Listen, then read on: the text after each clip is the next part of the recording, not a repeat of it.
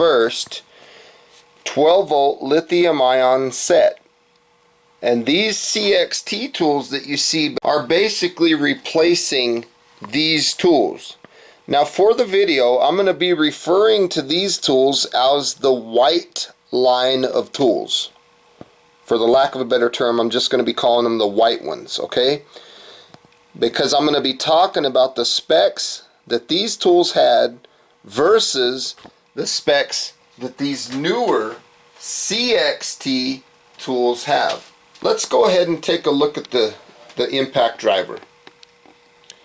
When you look at the impact driver and you pick it up, you can feel the weight of the impact driver is approximately 2.2 pounds. 2.2 pounds is a little bit heavier than the white impact driver that I showed you in the picture. That one weighed in about 2 pounds. This one's a little heavier because the batteries are a different technology. They are up to 4 amp hour, even though they come with 1.5 amp hour batteries. Those white line of tools, the batteries are only like 1.4 or 1.5 amp hours. So these batteries are a total different configuration, and the result is there's more stuff going on in this tool that makes it slightly heavier. You know, the belt loop, belt clip, things like that. So when I fit this into my hand, the very first thing that I feel is the very nice rubber overmolding. The tools are made out of a hard plastic, and I've got that real nice ergonomic feel to it. It's very lightweight and fits your hand very well. And the old white line had that too.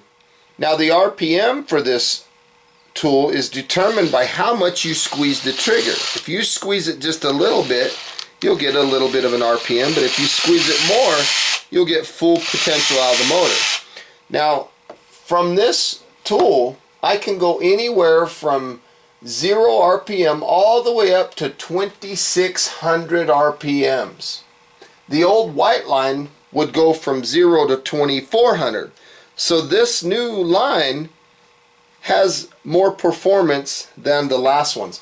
Now the impacts per minute on this can go from 0 to 3500 impacts per minute, where the old white line could only go up to approximately 3000 impacts per minute. The torque that this impact driver will produce is up to 970 inch-pounds of torque, where if you refer to the old white line, it would go up to approximately 800 inch-pounds of torque. So this impact driver has a lot more specs to it and a lot more performance and power than its predecessor. So it's a beautiful made tool. You can slide the battery in and out. There's a slide system here that makes the batteries slide in.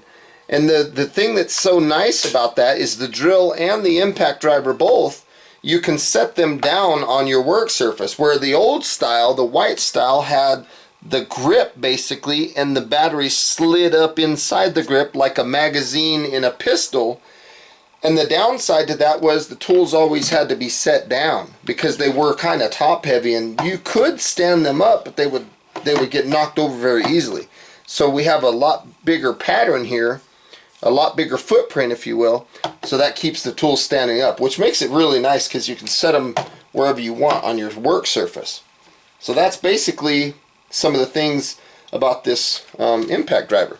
You can also tell that both these tools, the impact driver and the drill, they both have LED lights that have a 10-second delay, so they'll stay lit up for about 10 seconds and then they'll go out.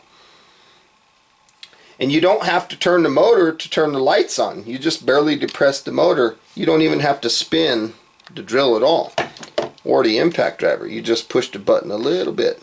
Now I spun it a little bit, but you can actually get by without even turning the motor of the drill or the impact driver. Now to remove the bit, it's just the opposite as putting the bit in. I push the collar away from the tool and the bit will easily slide out, and I can release the collar and put a new bit in if I choose to. You can see underneath there is a little nut in there, so you're not going to be putting that screw directly into plastic. It's a metal nut with plastic around it. So it's a very good idea that Makita did coming up with these tools. Now let's talk about the drill. The new drill compared to the old drill. The old drill, the white drill, was 2.2 pounds, and the new drill is a little bit heavier, 2.4 pounds. Again, we have a lot more features to it. We have a different battery style, we have a belt clip, we have a screw here, we have a 2-speed transmission, and again, just like the impact driver before it, the drill has more specs than the old white line did. The RPM of the drill is based on a 2-speed transmission. So you have a first speed and a second speed. Low and high basically. And in low, on this one you can go anywhere from 0 to 450 RPMs depending on how much you squeeze the trigger. Again, it's a variable speed trigger just like the impact driver had. So you can go slow, medium, fast, super fast, whatever you want to do.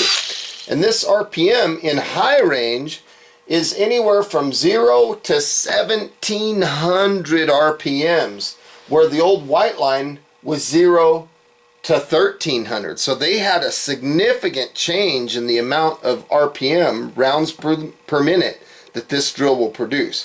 If you switch it down and you go to low range, you can go anywhere from 0 to 450 RPMs, which is more torque, and the old white line was 0 to 350. So we've gained 100 RPMs on the low end, and like I said, 400 RPMs on the high end.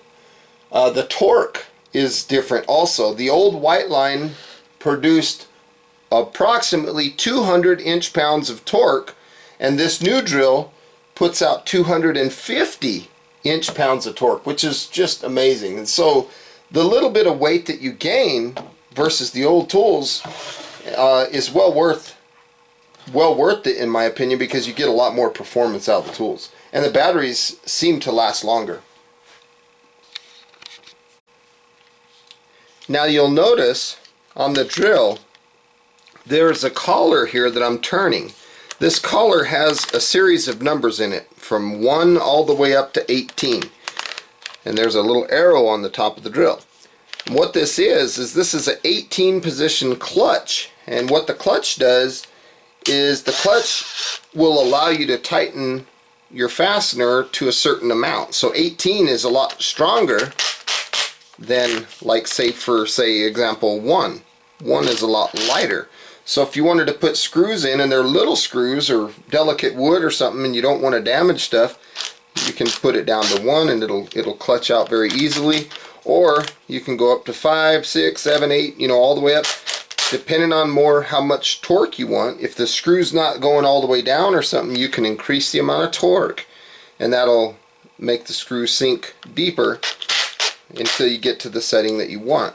Now, of course, if you go to the drilling mode, which is the picture of the little drill bit, and you line that up with the arrow, then what you're doing at this point is you're bypassing the clutch, and you're taking all of the power from the motor and delivering it straight to the chuck. You're bypassing the clutch feature. So you will get all 250 inch-pounds of torque out of this drill. Ooh, that's hot. You'll get full power out of this tool.